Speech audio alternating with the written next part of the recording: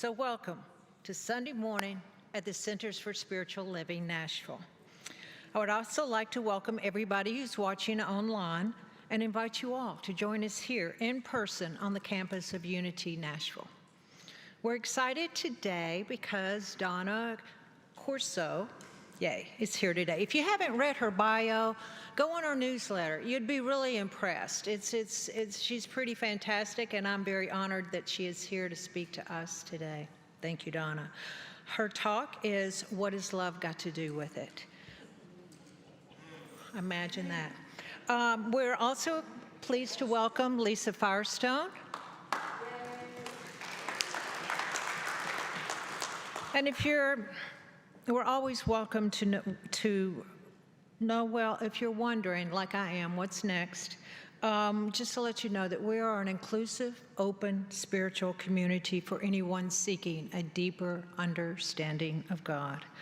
So if you've never been to a Center for Spiritual Living before, I'd like to share a few things with you. We believe that all people are individualizations of the one Spirit. We believe in immortality and the continuity of the individual soul forever and ever and ever expanding. We believe that there is only one God, and there are many paths to that God, and we're here to love and honor and support you wherever you find yourself on your divine path. Let me let you know that this Center of Spiritual Living is a safe haven for all people of all beliefs and lifestyles. So wherever you find yourself on your journey, you're welcome here. Welcome to our center. Let's begin our service.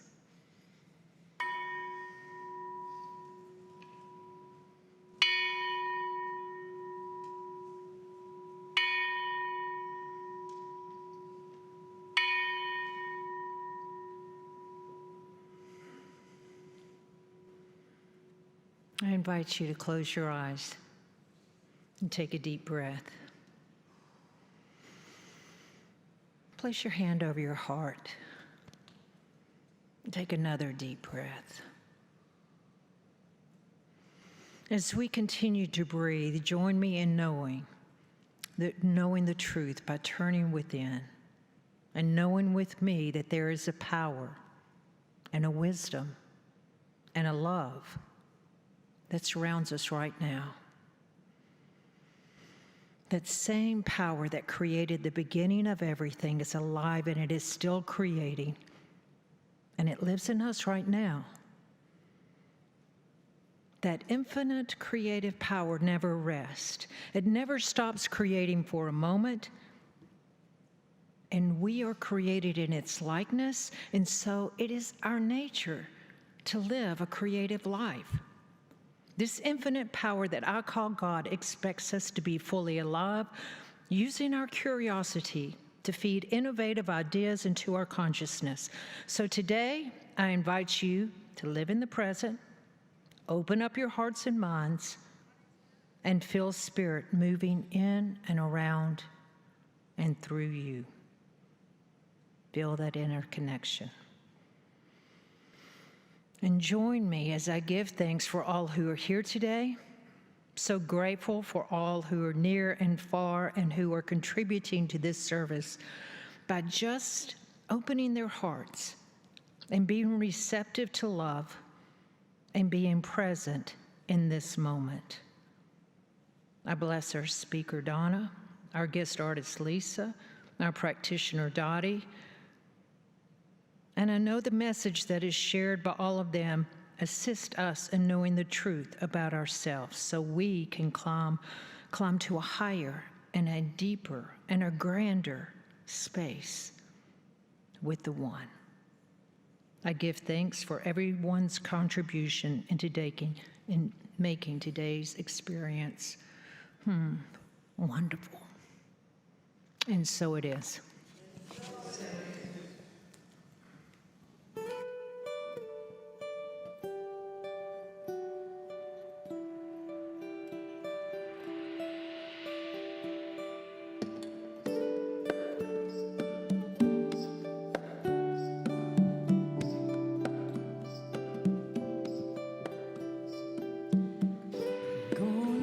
change for once in my life.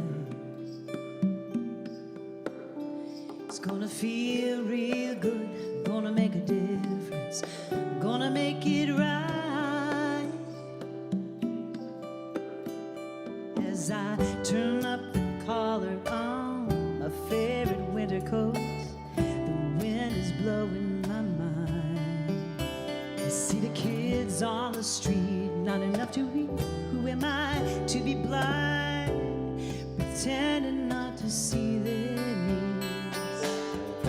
Broken bottle top, summer's disregard, and a one-man soul. They follow each other on the wind, you know, 'cause they got no place to go.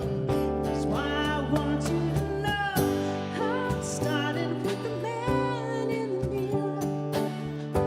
I'm asking him to change his ways. No message could have been any clearer. If you want to make the world a better place, you gotta look at yourself and make that change. Na na na na na na na na na. Been a victim of selfish kind of love. It's time that I realize there are some with no home, not a nickel to own. Could it be really me pretending they're not alone? Riddle deeply scarred, somebody's broken heart and a washed out tree. They follow the patterns of the wind, you see, 'cause they got no place to be.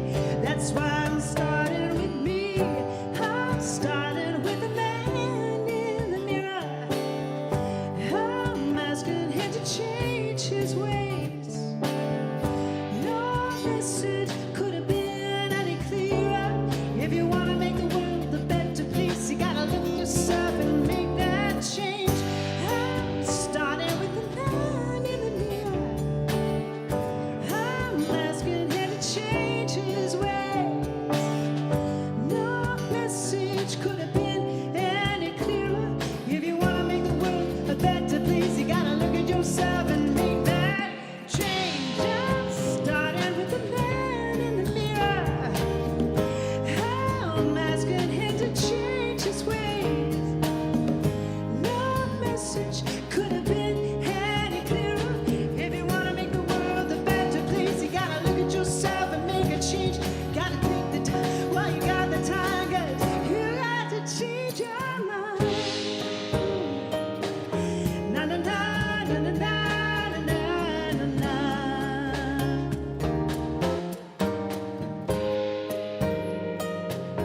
Na na na na na na na na.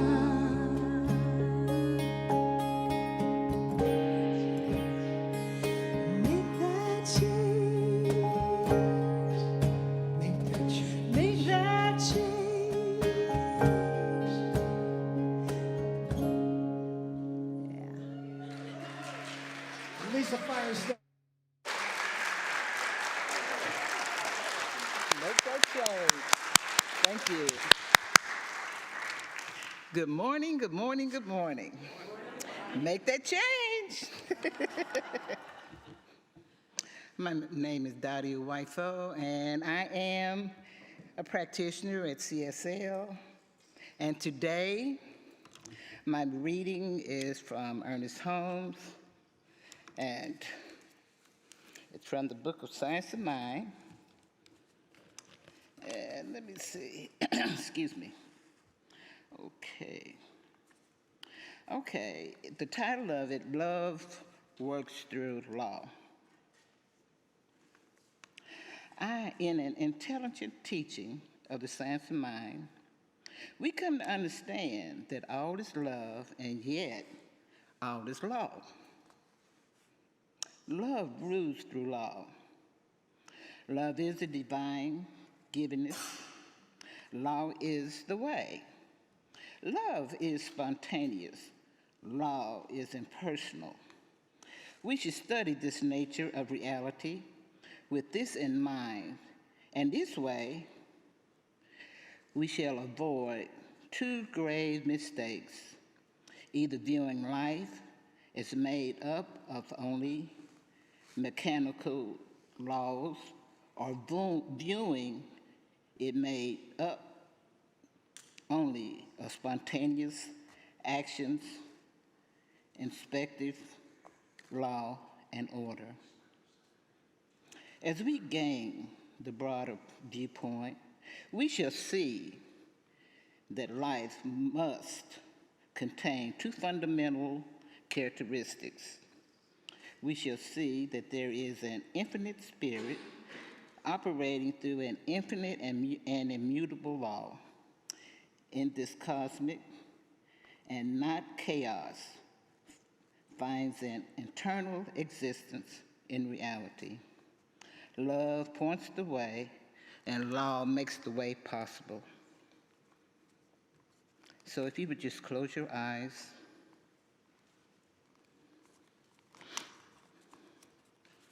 And let's take a deep breath, please.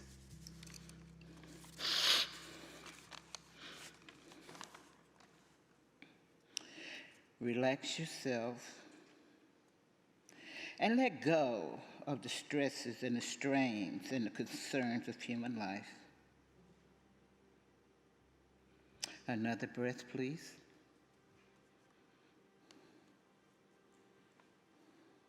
I know there is an infinite power and presence in the universe. It is all-knowing and loving. It is the creator and the creator of all there is. It is the Spirit of God expressing through each of us as love, joy, life, wisdom, unconditional love, and light. As we are one with God, we are one with each other. And for now is the fullness of God, and now all thereof. We open our hearts and mind now to the omniscient action that is God, flowing forth in divine expression. We release all negative and doubts, embracing the fullness of God knowing all. The mind and the heart has no limits. We rejoice to know that we live, move, and have our being in this divine life now. We are blessed, loved, and give thanks for our new minister and our new church home and our visitors. I pray the best and the highest for everyone. I affirm this truth, and I let it be so. Thank you, and together, so it is. It is. Well, Donna, you had us going with today's title talk. What's love got to do with it? Because we looked at each other and we thought, oh, that's the perfect song. Right? But then we started looking at it and we said it didn't meet church protocol. So sorry. I would have loved to have done a little Tina, but yeah.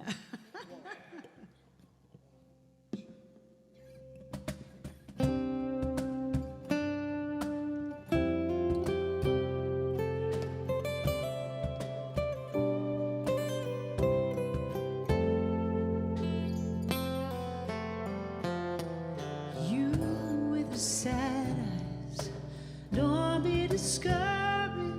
Oh, I realize it's hard to take courage in a world full of people. You can lose sight of it all, and the darkness inside you makes you feel so small. but I see your true colors shining through. True colors, that's why I love you. Don't be afraid to let them show your true colors. True colors are beautiful, like a rainbow.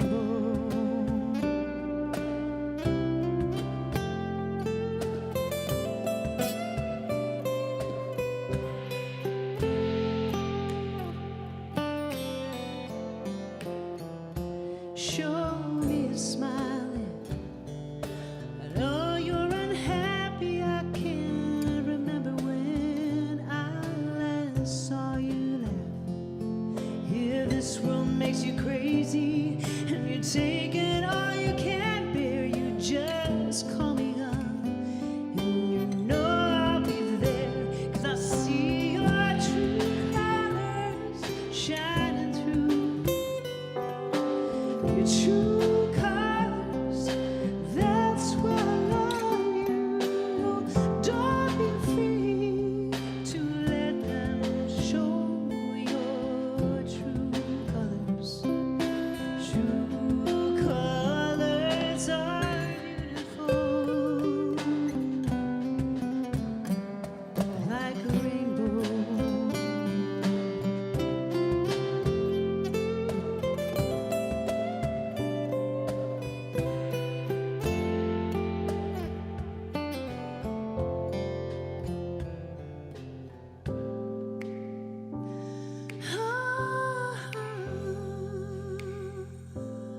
Can't remember when I last saw you laugh. In a world full of people, you can lose sight of it all. The darkness inside you makes you feel so small. But I see your true colors shining through. Your true colors, that's why I love you. So don't be afraid to let them show. Oh, your true colors. True colors, your true colors are beautiful, like a rainbow.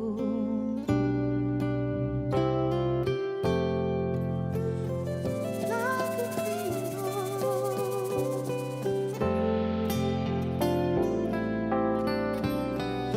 True color.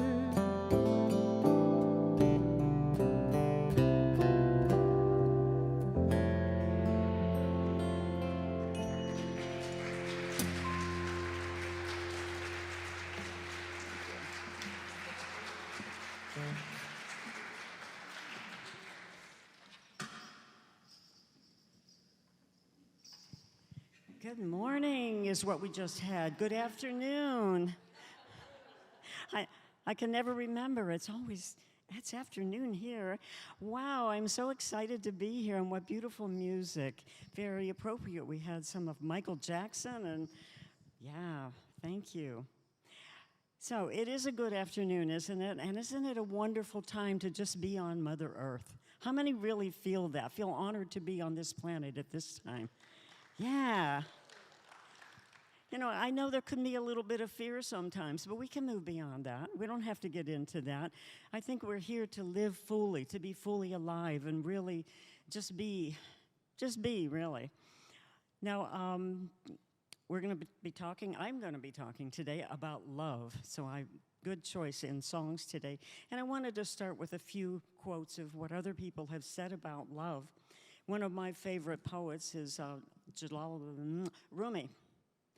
Jalaluddin Rumi, and he said that your task is not to seek love, but merely to seek, and then to find all the barriers within yourself that you have built against it. And we do sometimes, don't we? Unconsciously, we build blocks to love. And of course, the miracle says that that love removes the blocks to the awareness of love's presence, and that's our natural inheritance. There's lots of other things about love everywhere we look. You know, love's a hot topic, really. And I think we do find some barriers sometimes. But love is really a healing process.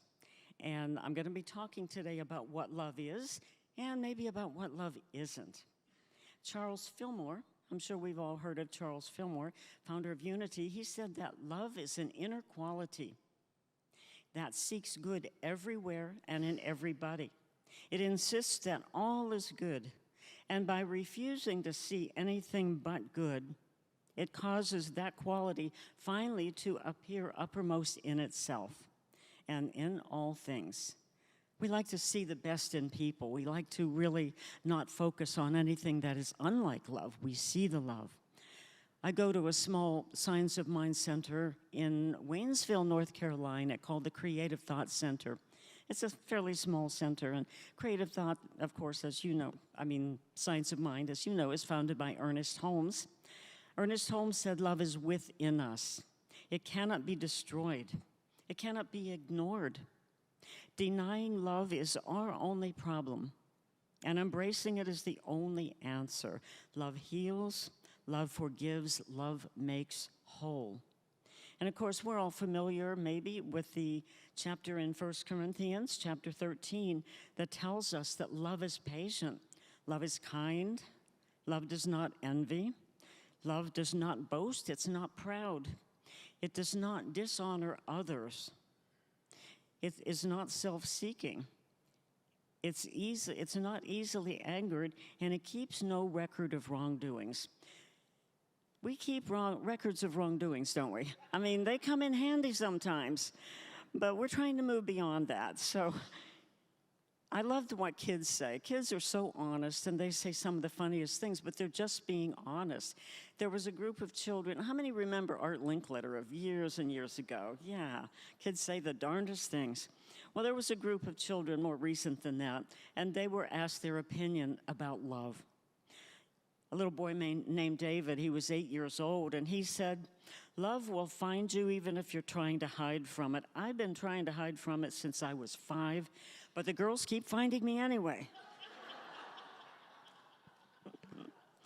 Regina, age 10, she said, "I'm not rushing into being in love. I'm finding 4th grade hard enough."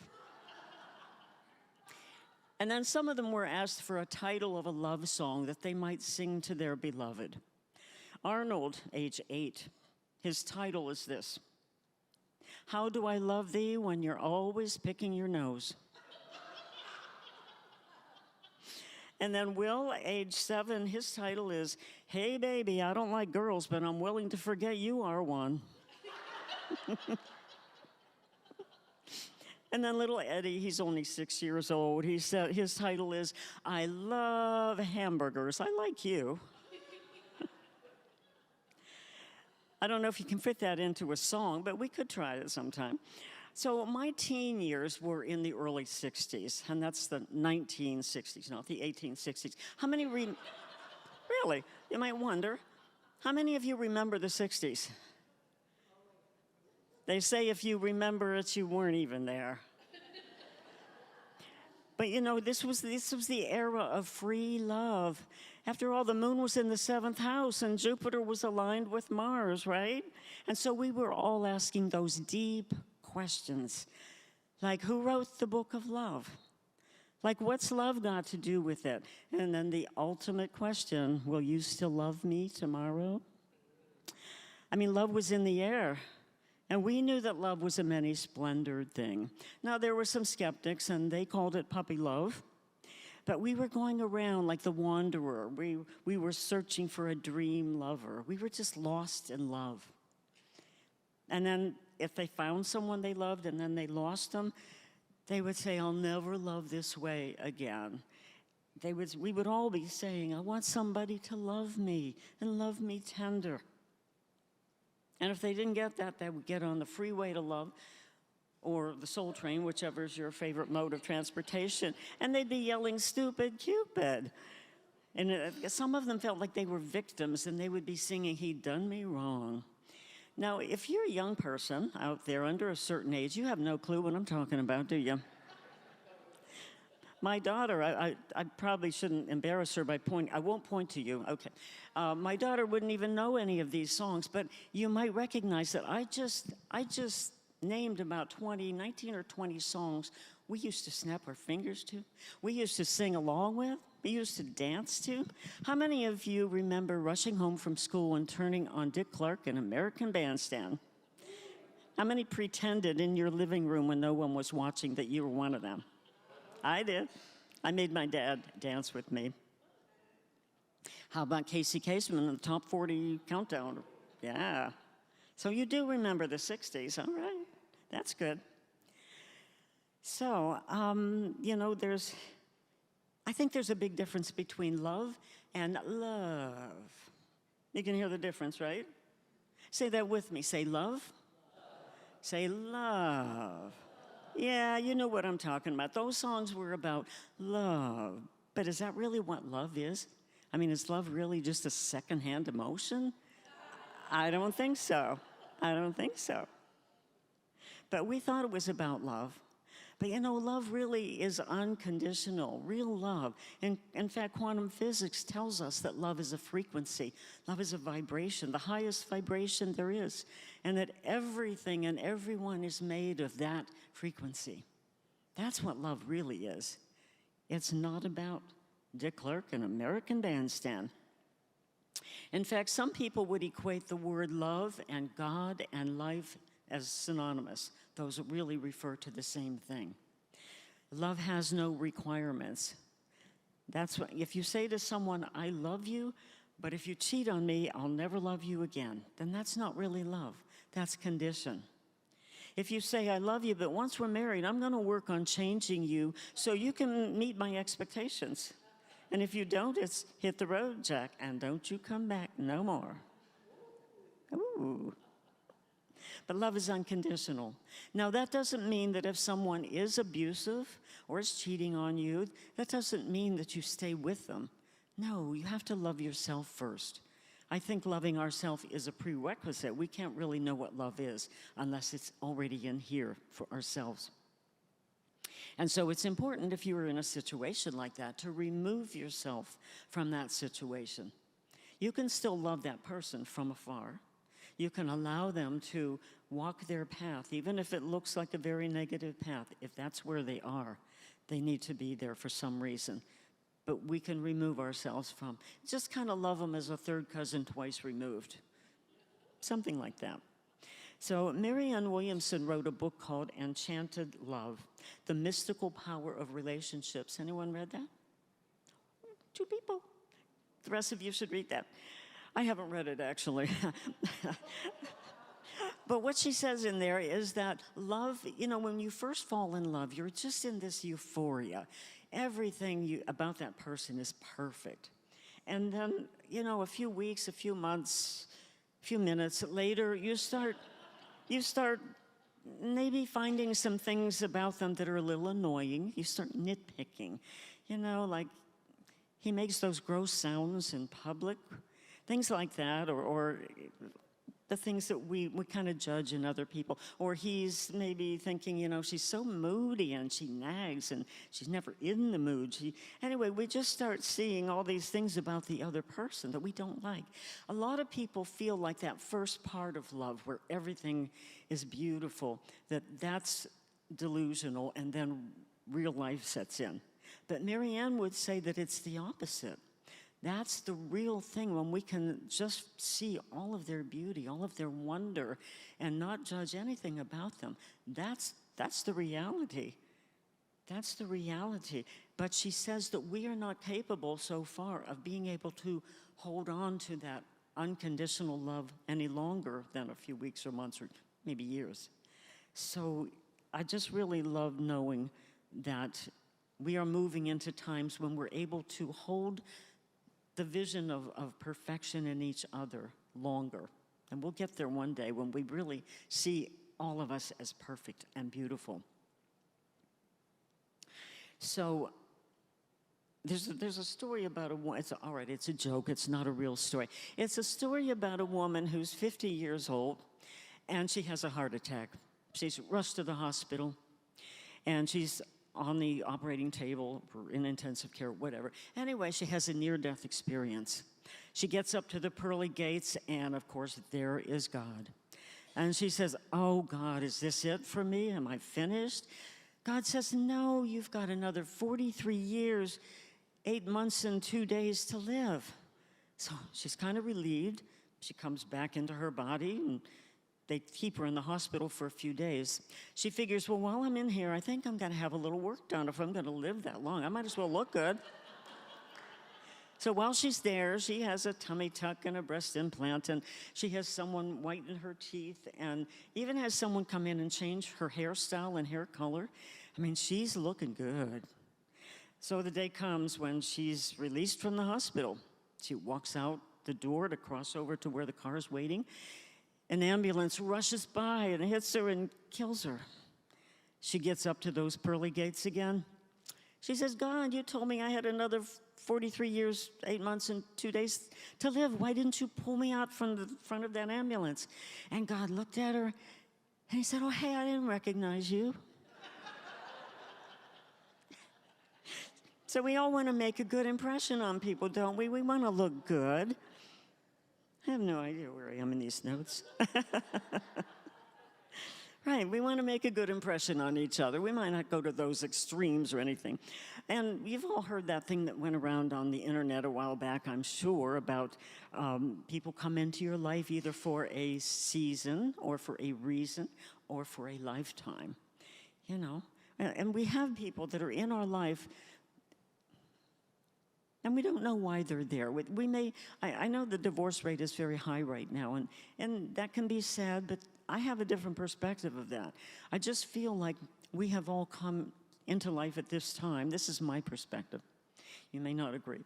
But we've come into this lifetime, for some of us, in order to bring closure to some of our relationships that we've had in perhaps past lifetimes. And that maybe we aren't necessarily intended to stay together forever and ever. Sometimes the best thing we can do is give them not our presence, but our absence to the partner. And so there's a lot of people who are finding themselves in that situation, which I was in that situation 46 years ago as well.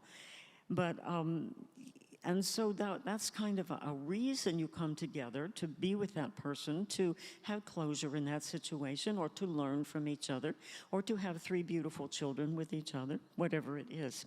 And then other people come in just for a season. Maybe there's someone that comes into your life and teaches you something new. Like maybe you start bungee jumping. Maybe not, maybe not.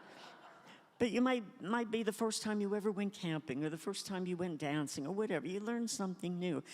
But sometimes they're only in your life for a season.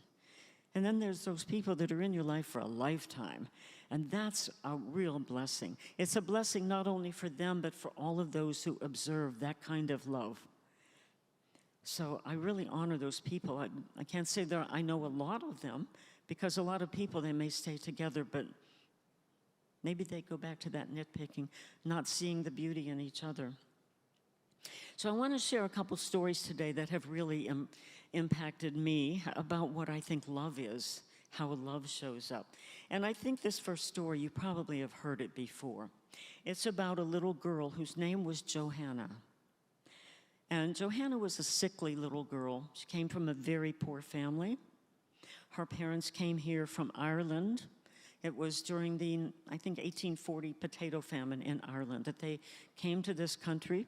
They settled near Boston, Massachusetts, and they had already lost 2 children as infants. And so they had, Hannah was her real name. Her little brother, Jimmy, couldn't say Hannah, so he called her Annie. And she was a very frail child. When she was 5, she had a very rare disease that left her even more fragile.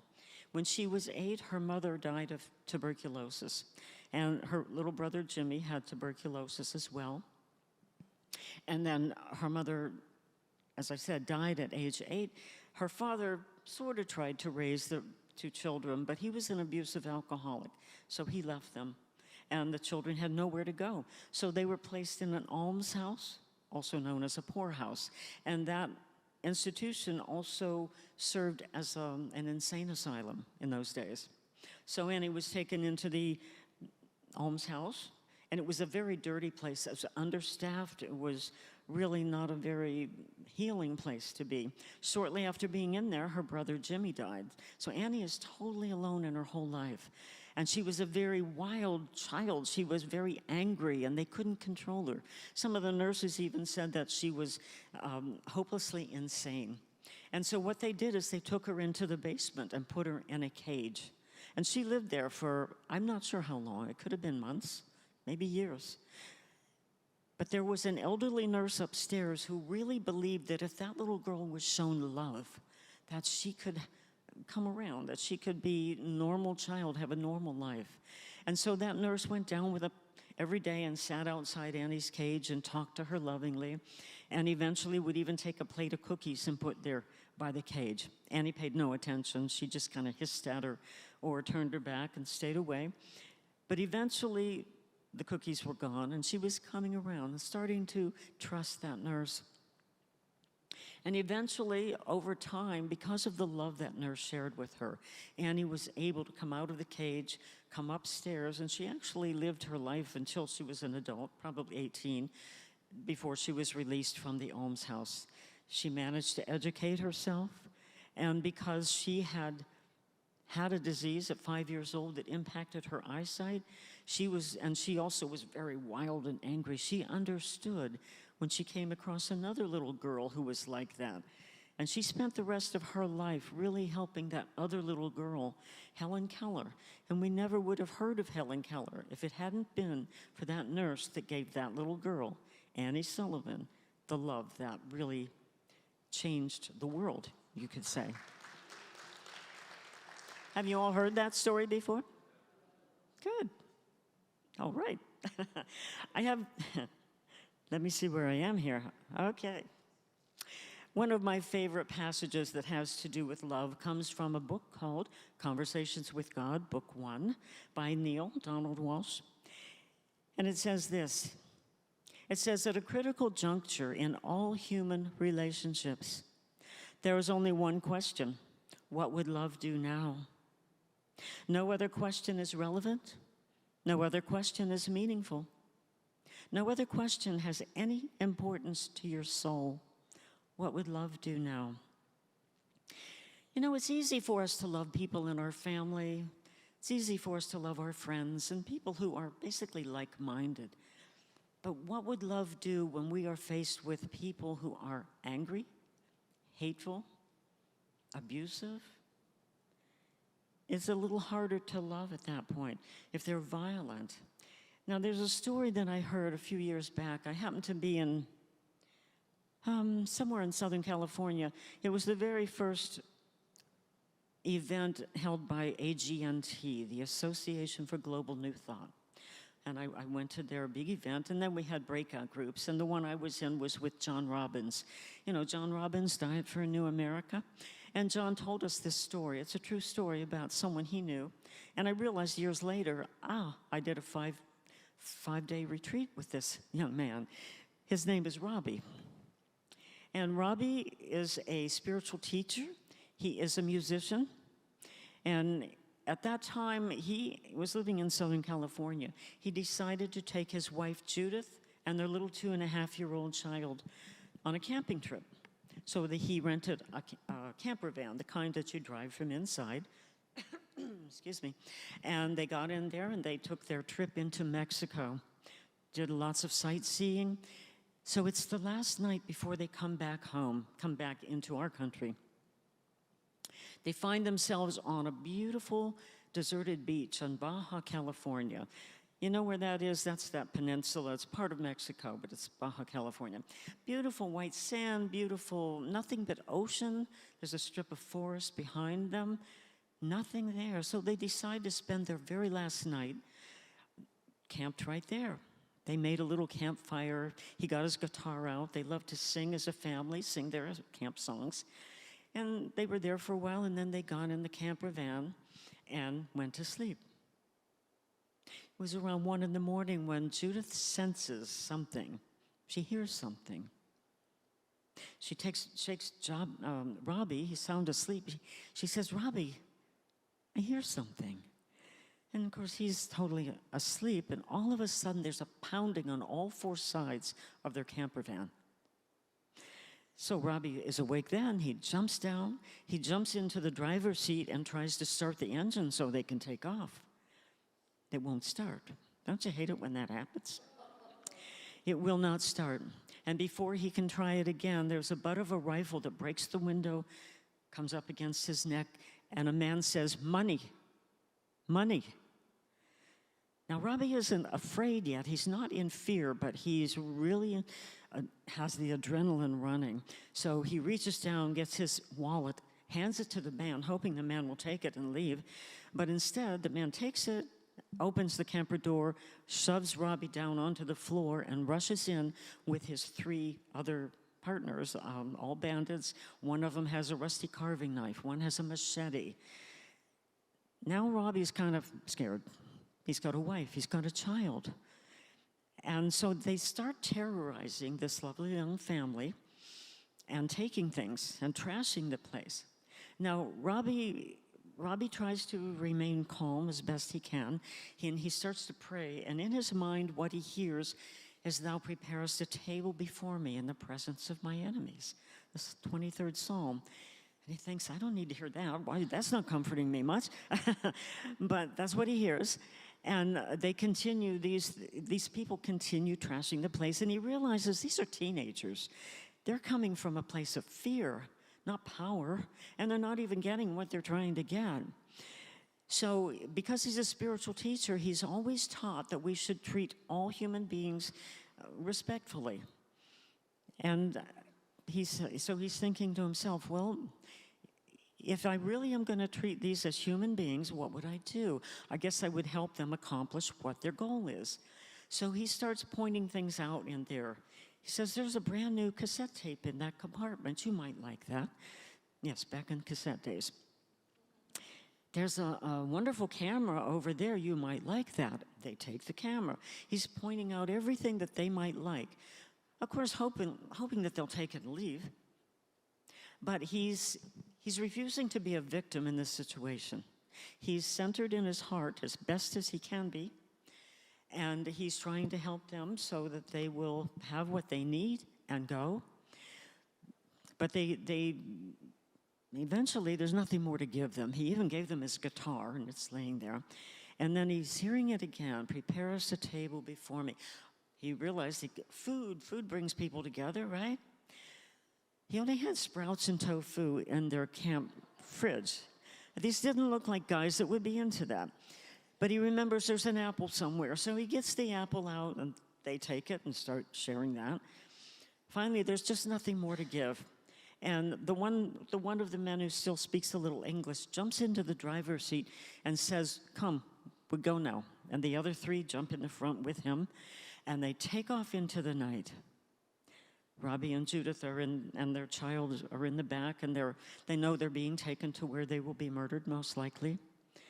And so they're driving recklessly through this forest. The man knows how to maneuver through the forest, driving very fast, and on into the night. It's a very dark of night. Finally, they come to a screeching stop. And in the moonlight, you can see a little shack in the distance there. 3 of the young bandits jump out, disappear into the night. The one in the driver's seat jumps out of the van, comes around and opens the door and says to Robbie, "I'm sorry, we didn't know it was you. We hope we haven't ruined your vacation."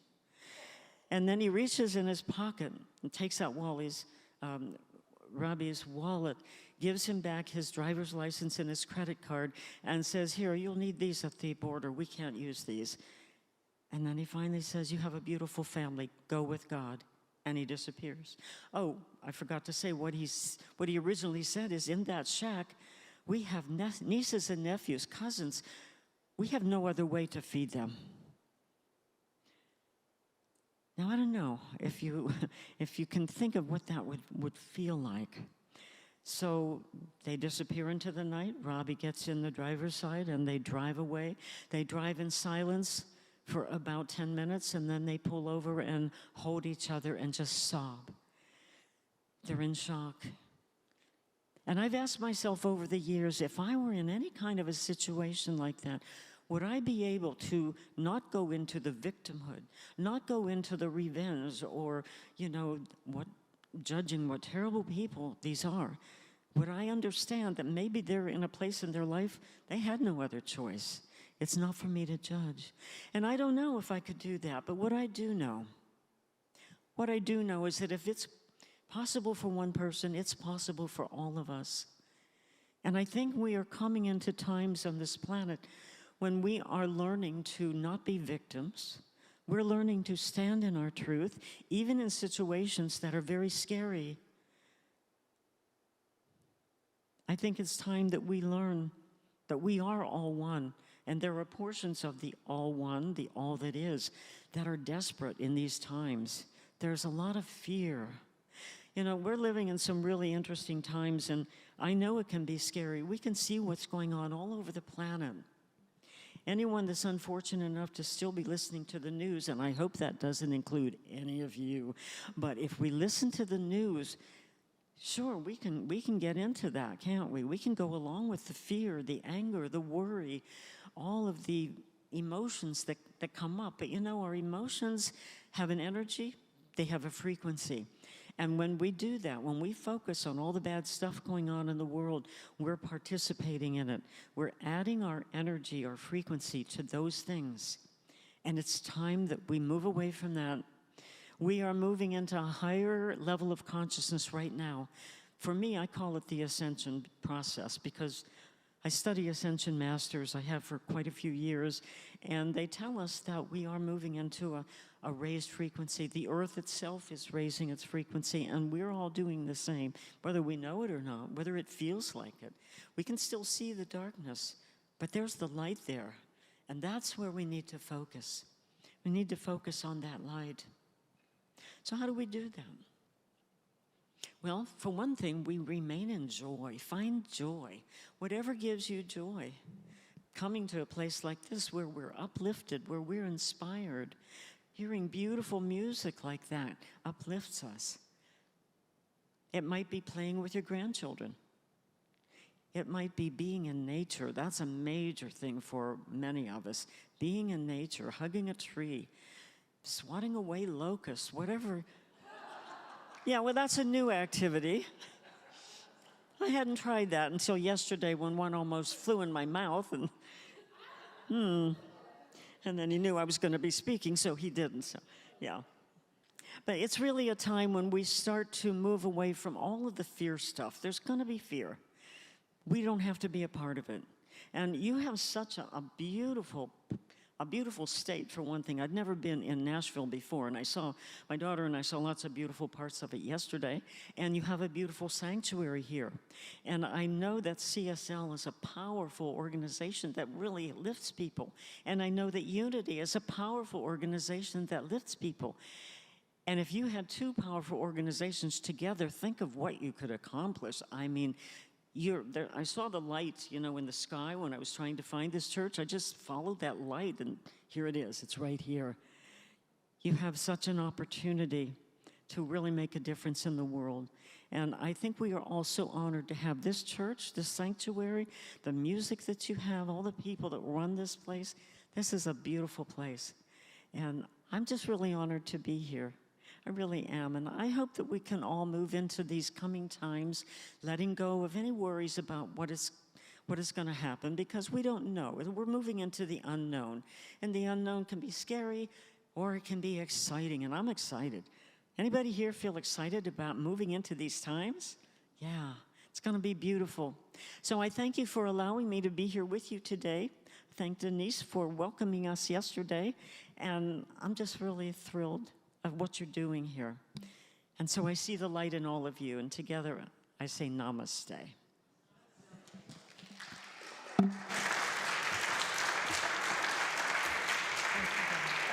you.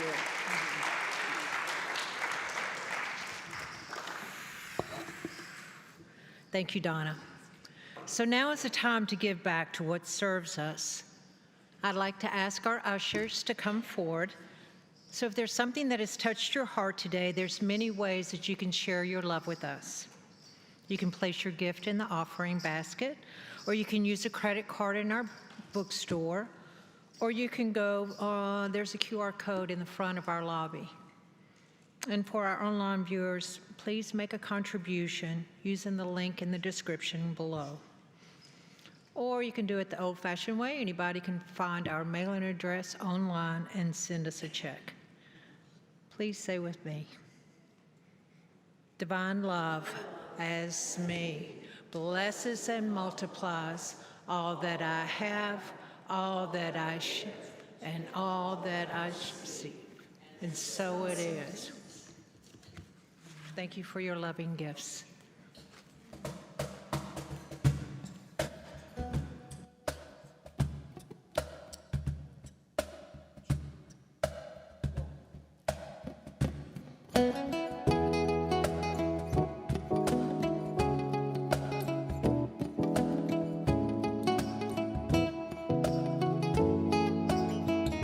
It's not always easy to see the good when it doesn't look the way I think it should. I know what it feels like when a smile don't feel right. Even the stress of a million cares can't cover the blessings God's put everywhere. Don't take rose-colored glasses to see the gold in the madness. We gotta take time, slow down, take a moment to breathe in now. 'Cause love's what it's all about, what it's all about.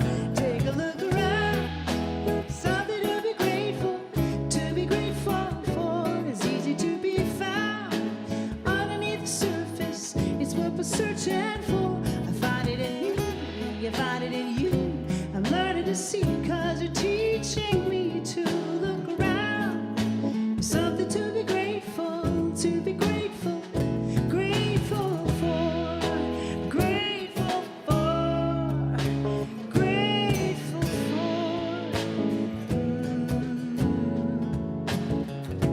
for God's grace, the morning light, and all the ways that love has changed my life. 'Cause in the goodness, don't let me forget this. When the sun don't shine in the dead of night and the tears are rolling from my eyes, I know love's by my side and I'm gonna be alright.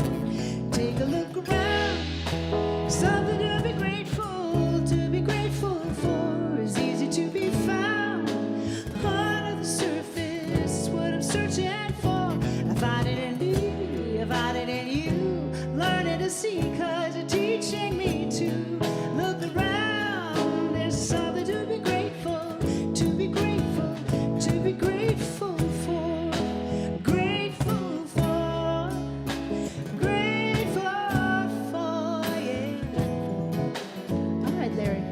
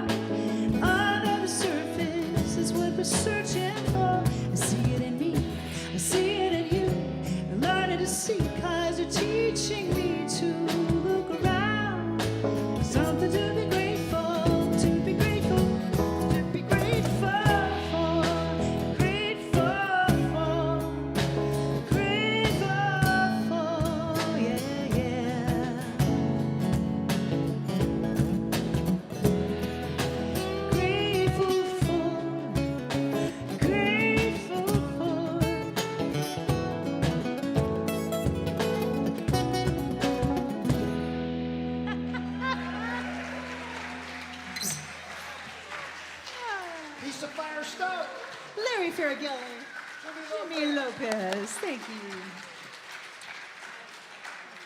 Wow. Yes, a big thank you to Donna Corso, our guest artist Lisa Firestone, and I would like to thank all of our many volunteers and workers who made this service happen. Yes. Most importantly, I would like to thank you all for being here and for supporting us. I have a few announcements. With all the changes that are happening with our community, it's important for us to reimagine CSLN and our vision and mission. So everyone is needed. Please plan to attend a series of community conversations in June as we lay the groundwork for us as individuals and for us as a community to reimagine our future. Details and dates are in the newsletter. Lunch is included, so be sure to register. There is a sign-up sheet at the hospitality desk in the lobby, or you can check the newsletter and the website for more details. So over 40 people attended the empathetic listening workshop. Thank you, Lisa. The feedback we've had is that it was wonderful. So if you are like me and were unable to attend that, I hear Lisa is open to scheduling another session. We're going deeper, okay? And details are in the newsletter.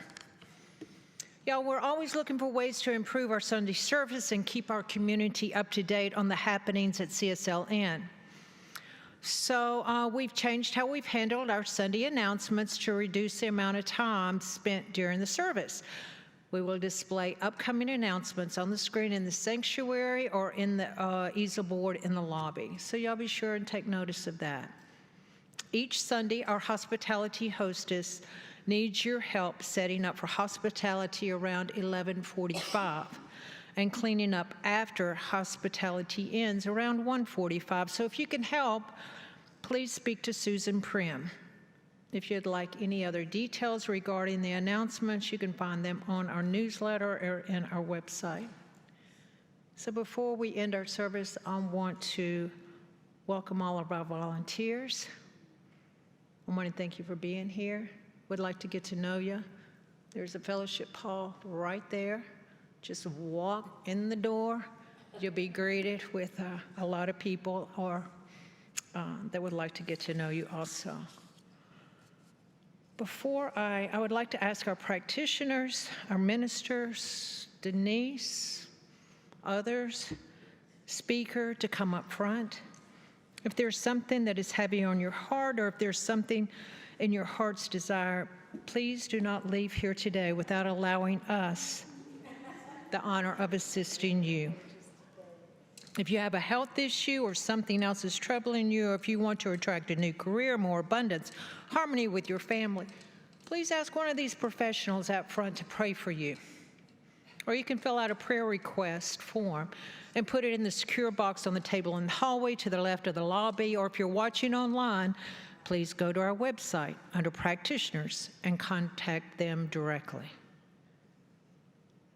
Before I start our closing treatment, I would just like everybody to hold our practitioner, Alan Woodard, in your healing thoughts and prayers as he prepares for a hip replacement. Now, as I say this ending treatment in the first tense, I invite you to make it personal to yourself. I also invite you to close your eyes, take a deep breath, and center yourself as you open your heart and mind. Know with me that there is only one source from which all things come. I praise this source, this energy that I'll call God, knowing that it is love. I know and allow the love of God to flow through me, and I know it flows through you and flows endlessly through everything. So right now, I choose love. For I know that love allows me to be the perfect expression of all that I can be. I am an individualized expression of spirit, of God because of love. So in the sacredness of this moment, I acknowledge that the power and presence of love is everywhere. It surrounds me and unfolds me, and it is ever seeking a fuller expression of itself in me, as me, and through me. I let go of thoughts that do not serve me. I let go of any kind of framework or construction that interferes with me from fully experiencing love. Something that interferes with me fully experiencing me. I forgive myself for any time that I came from something that was not love. I allow my true colors to shine through. And I affirm that the healing power of love is active in my heart and soul. I know that love sustains me through every season of life, and I am a living expression of love in all that I do and all that I say. I give myself the freedom to be my authentic self, and by letting go of those feelings or that stuff that doesn't serve me, I gain a deeper connection to myself and the world around me. So today, I face every situation before me with an open mind, an open heart, and an open will to live in the present and love the beauty in this moment. I know that my inner wisdom and guidance is love. Love is the I am that I am. It flows through me like a peaceful river, undisturbed by circumstances. So I speak my word of love, knowing that it goes forth and it circles back to me. I give thanks, knowing that Spirit has the perfect minister for us and the perfect space for us to call home. I release my words to the law, expecting and accepting this or something even better. And together we say, and so it is. All right, let's all stand and sing our closing song. We've got lyrics above us. Pick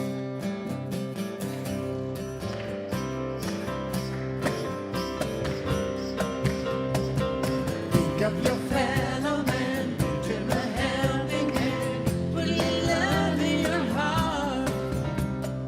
You see it's getting late, oh please don't hesitate, put a little love in your heart, and the world will be a better place, and the world will be a better place for you and me. You just wait and see. Take a good look around, and if you're looking down, put a little love in your heart. I hope when you decide, kindness will be your guide. Put a little love in your heart, and the world will be a better place, and the world will be a better place for you and me. You just wait, just run on and see. Come on, put a little love in your heart. That's it. Put a little love in your heart. Everybody now, put a little love in your heart. Come on, put a little love in your heart. Put it in, put it in. Put a little love in your heart. Come on, put a little love in your heart. Yeah, put a little love in your heart. And put a little love in your heart.